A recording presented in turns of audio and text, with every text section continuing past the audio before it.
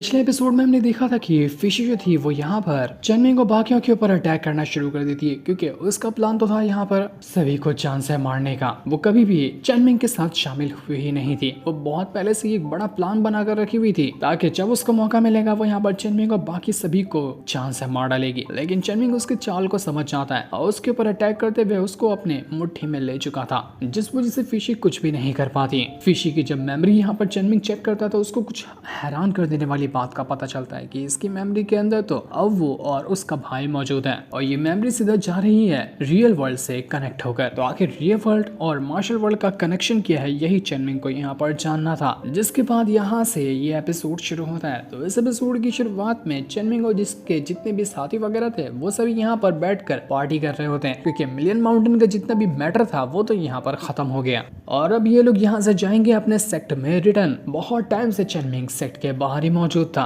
तो यहाँ पर सभी मस्त अपना पार्टी वगैरह कर रहे होते हैं। वो लोग कहते हैं कि मिलियन माउंटेन का मैटर खत्म हुआ है, वो भी सिर्फ सेक्ट मास्टर की वजह से। वो नहीं होते तो हमारा ये मैटर कभी खत्म ही नहीं होता। चेनमिंग कहने लग जाते कि देखो आज है ना 14 अक्टूबर, ये उन लोगों की डेट के हिसाब से चल रहा था। तो आज के दिन हम यहाँ पर एक हॉलीडे मनाएंगे। आज के दिन का नाम होगा सेक्ट सेलिब्रेशन डे। हर साल आज के दिन पे हम यहाँ पर बिल्कुल छुट्टी मनाएंगे और पार्टी वगैरह करेंगे। आज के दिन पे कोई काम नहीं होगा। तो ये सुनकर सारे के सारे लोग खुश हो जाते हैं और मस्त अपना शराब वगैरह पीने लग गए थे। शियामी यहाँ पर शराब पीते हुए कहती है कि अब तो सेक्ट मास्टर का सारा मैटर खत्म हो गया ना, अब तो वो एक फैमिली स्टार्ट करने के बारे में सोचेंगे और सबसे बड़ी उपलब्धि तो उनकी मैं ही हूँ, मेरे साथ ही वो फैमिली स्टार्ट करेंगे। तो कितना अच्छा मौका है। फिशी भी यहाँ पर रास्ते से जा चुकी है, अब से बची हुई है कांगी हुई। एक बार उसको भी मैं रास्ते से हटा दूं ना तो सेक्ट मास्टर के पास मेरे अलावा कोई और ऑप्शन ही नहीं बचेगा, मुझे ही वो अपनी वाइफ बनाएंगे और उसके बाद हमारे नन्हे मुन्ने से बच्चे होंगे जो सेक्ट के अंदर किलकारियां मारेंगे। बड़ा मजा आएगा। मैं तो वो सपना बस सोचते सोचते ही खुश हो जाया करती हूँ।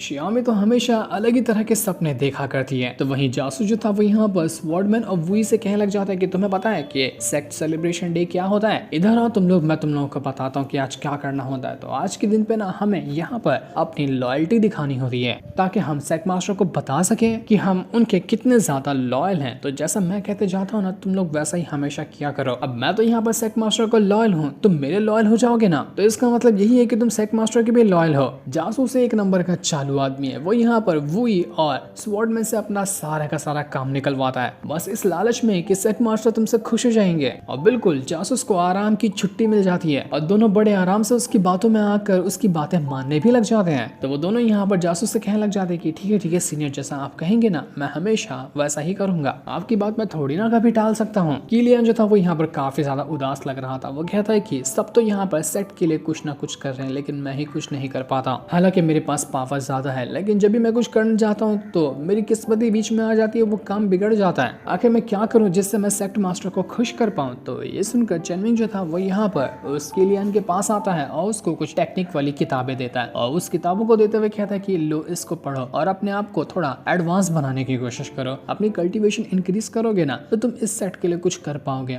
और आगे चलकर तुम्हारी कभी भी किस्मत बीच में टांग नहीं घुसाएगी और तुम बिल्कुल अपनी पावर का अच्छी तरह से इस्तेमाल कर पाओगे। तो तुम्हें ये करना चाहिए। ये सुनकर किलियन काफी ज्यादा खुश हो चुका था कि सेक्ट मास्टर आपका बहुत बहुत शुक्रिया, आपने यहाँ पर मुझे टेक्निक देकर मेरी हेल्प की है। अब मैं जल्दी से इन टेक्निक को सीखूंगा और हमारे जुनलोंग सेट के लिए कुछ खास करके दिखाऊंगा, आप बिल्कुल भी इसकी फिक्र मत करना। तो वहीं जेन जो था वो अभी भी यहाँ पर उस पांडे से फाइट कर रहा था। वो उससे कहने लग जाता है कि पांडे कही कि तू कब से हमारे सेट के अंदर शामिल हो गया, बाहर जाके खड़े रहे, इतना बड़ा भालू जैसा इंसान है तू कि यहाँ पर 10 लोगों की जगह लेकर बैठा हुआ है, चल उधर कोने में जाके बैठ वरना मैं तुझे छोड़ूंगा नहीं। लेकिन पांडा तो यहाँ पर हर बार जेन को उठा कर फेंके जा रहा था कि लगता है कि इसका दिमाग सठिया गया। वो यहाँ पर चेनमिंग के पास आता है और उसके साथ खेलने भी लग गया था। तो कियान यहाँ पर ये चीज देखकर हैरान रह जाती है कि चेनमिंग तुम इस पांडा को और अबू को अचानक में ही इतना ज्यादा प्यार क्यों करने लग गए, इतना ज्यादा हमदर्दी और इतना ज्यादा तुम लोग उसके सामने ना खुलकर क्यों जाया करते हो, ऐसा लगता है कि तुम्हारा उनके साथ कोई अलग ही रिश्ता बन चुका है। तो चेनमिंग कहता है कि नहीं ऐसी कोई बात नहीं है। लेकिन चेनमिंग को समझ आ चुका था कि उसने रियल वर्ल्ड के अंदर अबू को देखा था जहाँ उसके भाई ने उसके ऊपर जिम्मेदारी डाली थी कि अबू का उसको हमेशा ख्याल रखना है। तो इसलिए वो अबू के लिए ये सब कर रहा था। अबू के पास पांडा रहेगा तो अबू खुश रहेगी। इसी वजह से चेनमिंग अबू का इतना अच्छे से ख्याल रख रहा था कि अबू का जो भाई है वो निराश ना हो जाए कि उसने गलत इंसान के ऊपर जिम्मेदारी दे दी। कियान चेनमिंग से कहने लग जाती कि नहीं चेनमिंग कुछ तो कुछ बात है, तुम लगता है ना कि कुछ छुपा रहे हो। जब से तुमने उस फिशी की मेमोरी के अंदर झांका है उसके बाद से तुम बिल्कुल बदले बदले नजर आ रहे हो। पर चेनमिंग उसको कुछ भी बताने को तैयार नहीं नहीं था। लेकिन कियान कहती कि ठीक है कोई बात नहीं, अगर तुम मुझे नहीं बताओगे ना तो मैं तो किसी भी तरह से इस चीज की जानकारी निकाल ही लूंगी। मैं ऐसे चुप नहीं बैठने वाली। तुम भी मुझे कुछ छुपा रहे हो तो मैं इसका पता लगा कर ही रहूंगी, बस तुम देखते जाना। तो चेनमिंग यहाँ पर उसको भी बड़े प्यार से समझाते हुए कहते हैं कि अरे नहीं कियान यार, तुम तो छोटी छोटी बातों को सीरियस ले रही हो, ऐसा कुछ भी नहीं है। मैं जैसा पहले था वैसा अभी भी हूँ। लेकिन कियान तो अभी भी मानने को तैयार ही नहीं थी। इसके बाद चेनमिंग जो था वो यहाँ पर जासूस को अपने पास बुलाता है और उसको बुलाने के बाद उसको वही चाबी दे देता है। चाबी वही थी जो कि सारे के सारे सोल मास्टर की चाबी से मिलकर बना हुआ था। तो जासूस कहने लग जाते हैं कि सेक मास्टर, आप सच में मुझे ये देना चाह रहे हैं? ये तो बहुत ज्यादा कमाल की चीज है, ये तो आपके काम आती ना, आपने इसको ऐसे ही मुझे कैसे दे दिया? लेकिन चेनमिंग उसे कहता है कि नहीं, इसको अपने पास रख लो और इसकी पावर को खुद में एब्सॉर्ब करो। मुझे तुम्हारे पर बहुत ज़्यादा भरोसा है कि तुम ही इसके लायक हो और जब भी मुझे ज़रूरत पड़ेगी ना तो तुम इसका इस्तेमाल करोगे मेरे लिए, ताकि मेरा काम आसान हो जाए। तो ये सुनकर जैसे ही जासूस ने यहाँ पर उस चाबी की पावर को महसूस किया था, वो एक के बाद एक करते हुए अलग अलग वर्ल्ड के अंदर टेलीपोर्ट होना शुरू हो जाता है। तो उसको समझ ही नहीं आ रहा था कि वो कहाँ से कहाँ जाते जा रहा है। तो जैसे ही पावर जा रही थी चाबी की, उसके अंदर उसकी यहाँ पर पावर बढ़ने लग जाती है। उसके अंदर से एक अजीब सा ऑरा बाहर निकल कर आने लग गया था। कियान यहाँ पर चेनमिंग से कहती है कि चेनमिंग, तुम्हें क्या सच में इस जासूस के ऊपर ज्यादा भरोसा है? ये तो मुझे सबसे ज्यादा बेवकूफ लगता है, इसको कोई अकल नहीं है। इससे बेहतर होता है कि तुम यहाँ पर श्यामी या फिर कांगयुई को ही ये चाबी दे दिया करते, तो वो तुम्हारे और ज्यादा अच्छे से काम आ सकते थे। लेकिन चेनमिंग कहता है कि नहीं, मैं भरोसा सबके ऊपर करता हूँ। मुझे पता है कि सब लोग इस चाबी का अच्छे से इस्तेमाल कर पाएंगे, लेकिन जासूस से अच्छा कोई भी नहीं कर सकता। इस जासूस की बेवकूफ़ियाँ ही कई बार हमारा काम आसान कर चुकी हैं। तो इसलिए मैंने यहाँ पर इसको ये चाबी दी है। जिसके बाद देखते ही देखते जासूस के अंदर से बहुत ज़्यादा पावर बाहर निकल कर आने लग गई थी और उसकी पावर जो होती है वो यहाँ पर एक अलग ही ह्यूमन फिगर क्रिएट कर रही थी। ये असल में थी उस जासूस की सोल पावर और यहाँ पर उसकी सोल की मदद से एक ह्यूमन फिगर क्रिएट हो रहा था। मतलब कि वो जो बंदा यहाँ पर आया होता है ये बिल्कुल जवानी के टाइम पे जैसा वो जासूस दिखा करता था ना, वैसे ही लुक में होता है। हम ये समझ सकते हैं कि जासूस का एक जवान वर्जन वहां पर आ गया, जो कि असल में उसी जासूस की सोल पावर से बना हुआ था। जासूस उसको देखकर कहने लग जाते कि या तो मेरी जवानी का वर्जन है, लेकिन मैं जवानी में इतना ज्यादा बदसूरत दिखता था क्या? नहीं यार, मैं तो अभी कितना हैंडसम हूँ, तू यहाँ पर कोई और होगा, तुझे देखकर तो लड़कियां डर जाएंगी, लेकिन मेरी जवानी में तो कितनी लड़कियां मुझ पर मरा करती थी। वो जासूस यहाँ पर चेनमिंग से कहने लग जाता है कि सेक मास्टर, आपका बहुत बहुत शुक्रिया जो आपने मेरी सोल को एक फिजिकल बॉडी दी। अब तो मैं अपनी सोल के साथ एनी टाइम रह सकता हूँ और ये मेरा आधा काम भी संभाल लेगा। अब आप मुझे जो चाहिए वो जिम्मेदारी दे सकते हैं, मैं वो सारी जिम्मेदारी पूरी कर दूंगा। आधा काम मैं करूंगा, आधा काम मेरी ये सोल करेगा। लेकिन जासूस जो था वो अब यहाँ पर उस कियान को देख पा रहा था, क्योंकि उसकी सोल पावर जब इतनी ज्यादा इंक्रीज हुई थी तो वो कियान को अच्छे से देख पा रहा होता है। उसको देखकर कहने लग जाता है कि भैंस की टांग, तुम हो कौन और सेक मास्टर के साथ कर क्या रहे हो? दफा हो जाओ वहां से, वरना मैं तुम्हें छोड़ूंगा नहीं। वो जैसे ही कियान को दूर भगाने की कोशिश करता है, उसकी सोल बीच में आते हुए कहने लग जाती है कि नहीं तुम इसको क्यों मार रहे हो? जरा देखो तो ये कितनी ज्यादा प्यारी और कितनी सुंदर लड़की है। ऐसा लगता है कि किसी ने आसमान से अप्सरा को उतार दिया हो। आय हाय, मैं तो मर जाऊंगा इसकी सुंदरता को देखकर। बिल्कुल जासूस की सोल उसी की तरह था जैसे कि वो ठरकी है, ये उसकी सोल भी एकदम ठरकी ही थी। तो तारीफों के वो यहाँ पर पुल बांधने लग जाता है कियान के, जो सुनकर यहाँ पर वो जो जासूस था वो भी हैरान रह चुका था कि यार सच कह रहे हो, ये लड़की तो है बड़ी ज़्यादा सुंदर और ये सेक मास्टर के साथ भी रहती है, तो कहीं ऐसा तो नहीं कि सेक मास्टर ने अंदर ही अंदर इस लड़की के साथ शादी कर ली। वो यहाँ पर कियान को ग्रीट करते हुए कहता है कि मुझे माफ कर देना, मैंने आपको पहचाना नहीं, आप तो यहाँ पर सेक मास्टर की वाइफ है ना। मैं आपके सामने ग्रीट करता हूँ और आप मुझे जो काम देना चाहे मैं वो करने को तैयार हूँ। जैसे मैं अपने सेक मास्टर की रिस्पेक्ट करता हूँ, मैं आपकी भी रिस्पेक्ट करूंगा। तो ये सुनकर कियान जो थी वो बिल्कुल शर्मा जाती है। वो कहती है कि अबे बेवकूफ़ कहीं के, मैं सेक मास्टर की कोई वाइफ नहीं हूँ, मेरा नाम कियान है, मैं सिर्फ उनके साथ रहती हूँ। तुमने तो बात को कहां से कहां लेकर चले गए, आइंदा मुझे ऐसा कुछ कहकर बुलाया तो मैं तुम्हें छोड़ूंगी नहीं। वो कियान जो थी वो चेनमिंग से कहती कि चेनमिंग तुम तो कुछ बोलो कि मैं तुम्हारी वाइफ नहीं हूँ, ये लोग तो मुझे कुछ और ही समझ रहे हैं। पर चेनमिंग को भी यहाँ पर बहुत मजा आ रहा था ऐसे कियान की शक्ल देखकर, तो वो उनको कुछ भी नहीं समझाता। वो कहते हैं कि तुम्हें जो समझना है वो समझो, लेकिन हाँ कियान के बारे में किसी और का कुछ बताना मत। तो जासूस कहता है कि ठीक है सेक मास्टर, मेरी जुबान पे अब समझो कि फेविक्विक लग गया, मैं किसी को भी नहीं बताऊंगा कि मैंने आपकी वाइफ को देखा है। ये जासूस तो बिल्कुल कियान को चेनमिंग की वाइफ ही समझ कर रखा था, जो कि सीक्रेट वाइफ हो और उसके साथ चेनमिंग सिर्फ मजे करने का काम करता है। दूसरी तरफ हम यहाँ पर लिंगर को देखते हैं, जो कि जुनलोंग सेट के अंदर बैठी हुई थी। वो कहने लग जाती है कि सेक मास्टर आप कब आएंगे, कितने महीने हो गए आपको गए हुए, लेकिन अभी तक के यहाँ पर आए नहीं। इतने बड़े जुनलोंग सेट में अकेले रह कर ना मैं बिल्कुल घबराई हुई महसूस करती हूँ, मुझे काफी डर लगता है, आप कब आएंगे यहाँ पर। लेकिन तभी उसको ऐसा लगता है कि यहाँ पर कोई ना कोई तो मौजूद है। उसको महसूस करके वो कहने लग जाती है कि सेक मास्टर क्या आप यहाँ पर आ गए हैं? अगर आप आ गए हैं तो आइए मेरे सामने, मैं आपसे मिलना चाहती हूँ। लेकिन उसको थोड़े टाइम के अंदर ही ऐसा महसूस होने लग जाता है कि नहीं, यहाँ पर चेनमिंग तो नहीं है, यहाँ पर कुछ और लोग आए हैं। वो यहाँ पर कुछ सोच समझ पाती कि इससे पहले ही वहाँ पर एक बंदा आकर पहुंच जाता है जो सीधा आधे साथ ही उस लिंगर के ऊपर अटैक करने वाला था। लिंगर अपनी पावर का इस्तेमाल करते हुए उसके ऊपर अटैक करने की कोशिश तो करती है, लेकिन वो बंदा यहाँ पर बच चुका था। इस वजह से उसको कुछ भी नहीं होता, वो आसानी से लिंगर के अटैक से बच जाता है। लेकिन यहाँ पर एक बंदे की कमी थी कि अब यहाँ पर एक और बंदा आकर पहुंच चुका था। दोनों बंदे यहाँ पर आने के बाद लिंगर को घेर लेते हैं। लिंगर उनसे कहती है कि आखिर तुम लोग हो कौन, कहाँ से आए हो और यहाँ पर क्यों आए हो, मैंने तुम्हारा क्या बिगाड़ा है। तो वो दोनों बंदे कहना चाहते कि हम बियॉन्ड द हेवन सेक्ट से आए हुए हैं, मेरा नाम है शियाओहान और इसका नाम है मैंगू। बड़ा ही मैंगो जैसा नाम था इसका। तो लिंगर कहने लग जाती कि ठीक है, तुम्हारा नाम जो भी है, लेकिन तुम यहाँ पर आए क्यों हो, क्या करना चाहते हो तुम लोग। तो वो लोग कहने लग जाते कि हम तो यहाँ पर जुनलोंग सेट के ऊपर कब्जा करने के लिए आए हुए हैं। हमारा बियॉन्ड द हेवन सेक्ट तुम्हारे जुनलोंग सेट के ऊपर राज करना चाहता है, इसलिए हम तुम्हारे इस सेक्ट को नहीं छोड़ने वाले। हम यहाँ पर पहले सेक्ट के ऊपर कब्जा तो करने वाले थे, लेकिन उससे पहले हमें तुम जैसी माल और पटाखा लड़की मिल गई। तो वो लोग यहाँ पर कमरे का दरवाजा बंद करने लग जाते हैं। वो कहते हैं कि पहले हम यहाँ पर तुम्हारे साथ मजे करेंगे, तुम्हारे साथ मजे करके जब मन भर जाएगा ना, तो तुम्हारे इस जुनलोंग सेट के ऊपर कब्जा कर लेंगे, क्योंकि तुम्हारा सेक्ट मास्टर तो आया ही नहीं यहाँ पर। तो फिर ना तुम्हें कोई बचाने वाला है, ना कि तुम्हारे सेक्ट को बचाने वाला। बेचारी लिंगर एकदम ज्यादा घबरा चुकी थी कि यहाँ पर ये लोग उसे नहीं छोड़ेंगे। ऐसा लग रहा है कि यहाँ पर एक धमाकेदार एंट्री मारते हुए चेनमिंग आएगा जो इनकी वाट लगाएगा। लेकिन वो चीज हमें नेक्स्ट एपिसोड के अंदर पता चलेगी, जिस सीन को दिखाते साथ ही ये वाला एपिसोड यहीं पर एंड हो जाता है। Thanks for watching. तो इस एपिसोड की शुरुआत में वो जो डिटेक्टिव लड़की थी वो यहाँ पर जुनलोंग सेट को अच्छे से देख रही थी। वो ये देखकर हैरान रह जाती कि जुनलोंग सेट में मुझे कोई नजर क्यों नहीं आ रहा है, सारे के सारे लोग आखिर चले तो चले कहाँ गए। तब उसको वहां पर लिंगर नजर आती है जो कि बहुत ज्यादा घायल थी। उसको देखकर वो हैरान रह जाती है कि लिंगर को क्या हुआ, क्योंकि वहां पर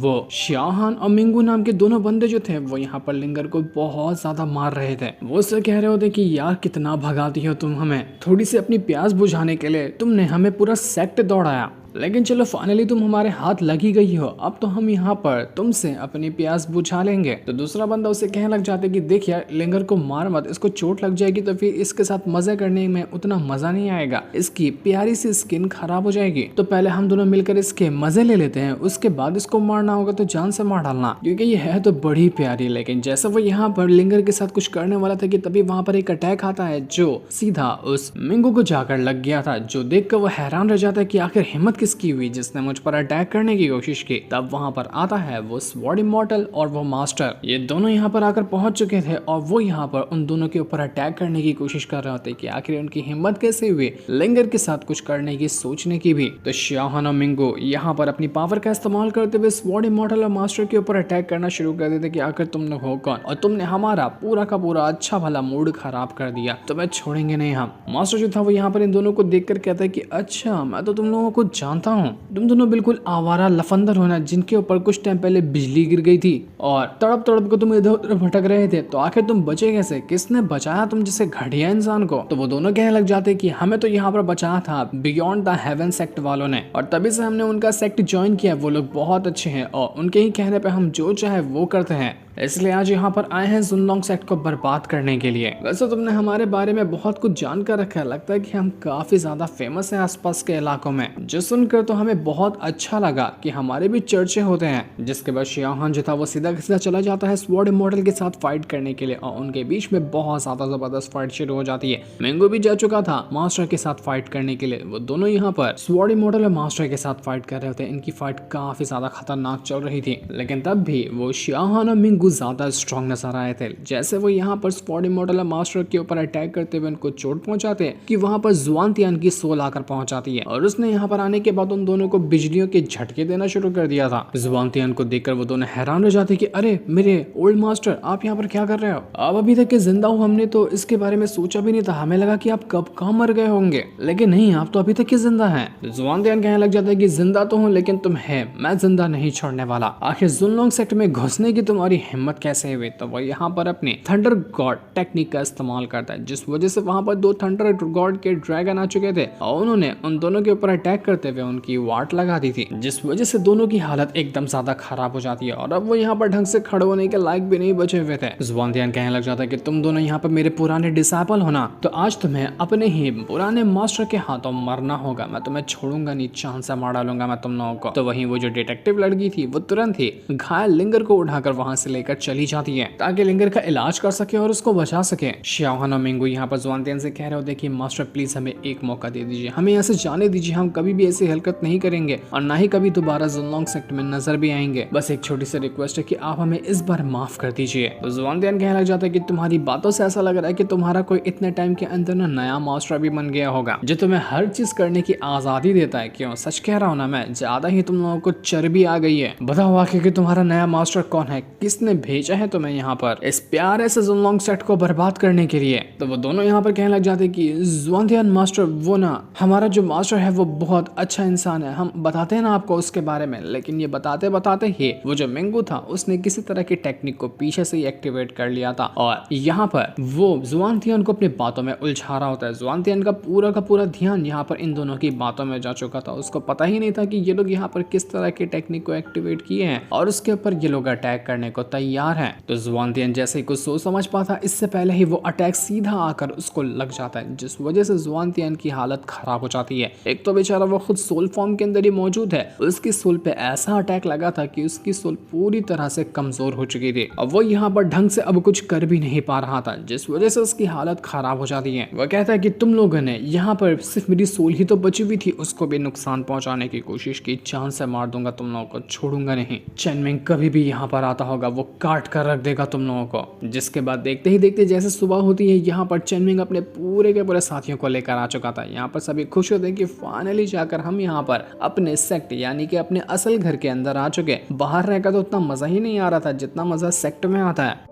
तो सभी यहाँ पर मस्ती मजाक करते हुए आगे बढ़ने लग गए थे, लेकिन जैसे ही वो यहाँ पर आते हैं, चेनमिंग जो था वो अपने बाकी साथियों से कहता है कि सेट का जो गार्डियन प्रोटेक्शन रहता है ना, बैरियर वाला, उसको एक्टिवेट कर दो ताकि बाहर का कोई भी अंदर ना घुस सके। लेकिन चेनमिंग ने जैसे सेट के अंदर कदम रखा था उसके होश उड़ जाते हैं, क्योंकि उसका पूरा का पूरा सेक्टर बर्बाद था। जहाँ पर वो सिंहासन में बैठा करता था, उसका सिंहासन, उसके वहाँ पे बना हुआ दरबार, सब कुछ टूटा फूटा होता है। चेनमिंग के दिमाग में आग लग जाती है कि आखिर ये किया तो किया किसने, किसकी हिम्मत हो गई जिसने मेरा सेक्टर बर्बाद करने की कोशिश की है। बाकी लोग भी यहाँ पर आकर कहने लग जाते कि सेक्ट मास्टर, हमारे भी डिपार्टमेंट के कोई भी बंदे यहाँ पर नजर ही नहीं आ रहे, पूरा सेक्ट खाली है, कोई कहीं है ही नहीं, न जाने सबको कहाँ क्या हो गया, कहाँ जाकर लोग चले गए, कुछ भी समझ में नहीं आ रहा। किलियन जो था वो चेनमिंग से कहता है सेक्ट मास्टर आप परेशान मत होइए, मैं अपने क्लाउड सेक्ट से कुछ बंदों को लेकर आता हूँ और वो यहाँ पर इन्वेस्टिगेशन करने की कोशिश करेंगे कि आखिर यहाँ पर असल में हुआ क्या। जिसने भी ये किया होगा ना, हम उसको काट डालेंगे, टुकड़े टुकड़े कर देंगे उसके।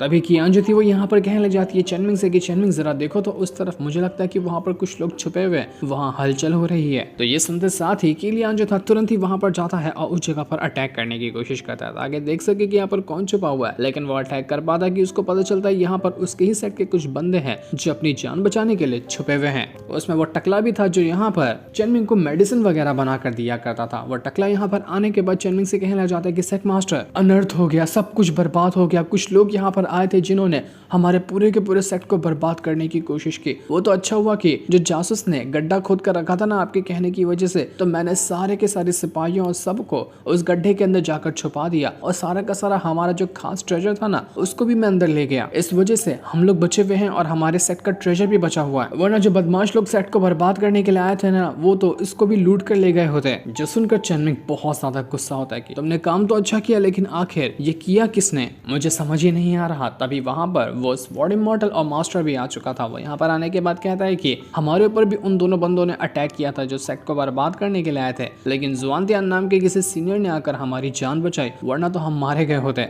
वो लोग लिंगर के साथ भी ना गलत हरकत करने की कोशिश कर रहे थे, तो इसीलिए हम यहाँ पर उन बदमाशों के साथ फाइट करने के लिए आए ताकि लिंगर को बचाया जा सके। लेकिन उन लोगों ने हमारे ऊपर ही हमला कर दिया और लिंगर को उठाकर शायद कहीं ले गए, लिंगर मिल ही नहीं रही। तो ये सुनकर चेनमिंग इतना ज्यादा गुस्सा होता है कि उसके ऑरा से यहाँ पर एकदम बड़ा ब्लास्ट हो गया था। क्योंकि चेनमिंग के गुस्से का ठिकाना ही नहीं था। सारे के सारे लोग दंग रह जाते कि बाप रे, लगता है कि सेक्ट मास्टर अब गुस्से से फट जाएंगे, क्योंकि उनका सबसे प्यारा सेक्ट जो किसी ने बर्बाद कर दिया है, जिसने भी ये किया है ना, उसकी तो मौत लिख गई है। अब चेनमिंग यहाँ पर किलियन से कहता है कि किलियन तुरंत जाओ और पता लगाओ कि आखिर ये काम किसने किया, बस मुझे उसका नाम जानना है, उसके खानदान को मैं बर्बाद करूंगा। इसके बाद चेनमिंग जो था वो तुरंत ही वहां पर जुआनतियान के पास आता है, जिसकी हालत बुरी तरह से खराब थी, उसको कोई होश ही नहीं था। जुआनतियान यहाँ पर आने के बाद डायरेक्ट ही चेनमिंग को बता देता है कि जो दो बंदे यहाँ पर सेक्ट में बर्बादी बचाने के लिए आए हुए थे ना, उनका नाम है शियाओ हान और मिंगो। ये दोनों मेरे बहुत पहले के डिसाइपल हुआ करते थे। उन्होंने ही यहाँ पर आने के बाद लिंगर के साथ गलत हरकत की और सेक्ट को बर्बाद किया। मैं यहाँ पर उनसे फाइट करने के लिए गया हुआ था, लेकिन उन्होंने न जाने किस तरह का अटैक का इस्तेमाल किया, जिस वजह से मेरी हालत खराब हो गई और अब यहाँ पे मेरी सोल बिल्कुल खत्म होने के कगार पे पहुंच चुकी है। तो चेनमिंग उससे कहता है कि फिक्र मत करो, मैं हूं ना यहाँ पर, मैं तुम्हारी सोल को रिकवर कर दूंगा, उसकी टेंशन तुम मत लो। तो इतना कहते साथ ही चेनमिंग जो था वो यहाँ पर अपनी पावर का इस्तेमाल करते हुए कई सारे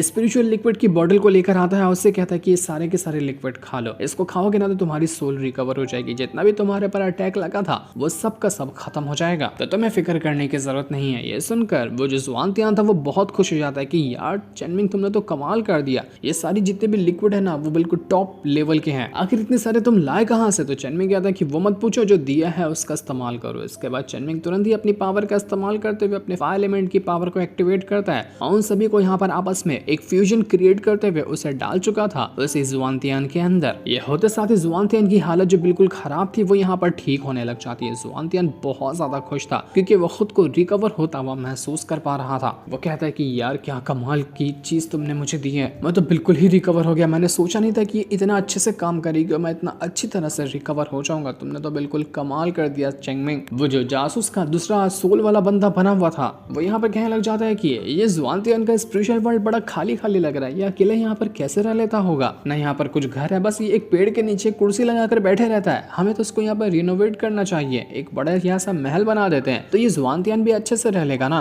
तो जासूस भी कहने लग जाते हैं कि हाँ बात तो तुम बिल्कुल सही कह रहे हो, हमारे पास तो कई सारे वर्ल्ड की चाबी है ना, तो किसी वर्ल्ड को यहाँ पर मर्ज कर देंगे तो आसानी से बड़ा ऐसा घर बन जाएगा इस जुआनतियान के लिए, तो एक काम करते हैं ये करते हैं। जुआनतियान हैरान कि आखिर ये दोनों है कौन और ये लोग यहाँ पर करना क्या चाहते हैं। तो चेनमिंग कहता है कि उसकी फिक्र मत करो, ये दोनों बहुत कमाल के बंदे, ये तुम्हारे लिए एक बढ़िया सा महल तैयार कर रहे हैं ताकि उसके अंदर तुम आराम से रह सको। ये सुनकर तो जुआनतियान भी हैरान रह जाता है कि क्या सच में ये लोग मेरे लिए महल तैयार कर रहे हैं, ये तो क्या कमाल की बात है, मैं तो बिल्कुल इस महल में रहना चाहूंगा। जिसके बाद देखते ही देखते वहां पर महल तैयार भी हो गया था, जो कि बड़ा ही कमाल का लग रहा होता है। इसके बाद चेनमिंग जो था वो यहाँ पर शियामी को अपने पास बुलाता और उससे कहता है कि देखो मुझे पता चल चुका है कि जिसने हमारे सेट को बर्बाद करने की कोशिश की है उनका नाम क्या है, तो मैं जा रहा हूँ उनको बर्बाद करने के लिए, उनको जान से मारने के लिए, जब तक कि तुम यहाँ पर सेट का ख्याल रखना, उम्मीद है कि तुम यहाँ पर ये काम कर लोगे। इतना कहने के बाद चेनमिंग वहां से जा चुका था। तो शियामी कहने लग जाती है कि आपको फिक्र करने की जरूरत नहीं है, आप जल्दी से दुश्मनों का खात्मा करके आइए, मैं आपके लिए गर्म पानी तैयार रखूंगे और उसके बाद हम दोनों मिलकर गर्म पानी में एक साथ नहाएंगे। एक नंबर की ठरकी लड़की, जिसके इतना कहते ही ये वाला एपिसोड यहीं पर एंड हो जाता है। Thanks for watching.